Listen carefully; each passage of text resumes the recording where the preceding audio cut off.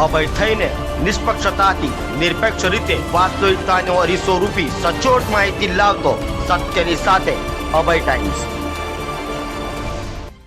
સુરતમાં નબીરાઓ બેફામ બની રહ્યા હોય તેમ લાગી રહ્યું છે, ત્યારે વાલક બ્રિજ પર જોખમી રીતે કાર મૂકી રીલ બનાવનારાઓને કહેવા જનાર કોન્સ્ટેબલને નબીરાઓએ કાર બોનેટ પર 300 મીટર સુધી લટકાવ્યો હતો। આખરે બંને નબીરાઓની પોલીસે ધરપકડ કરી હતી।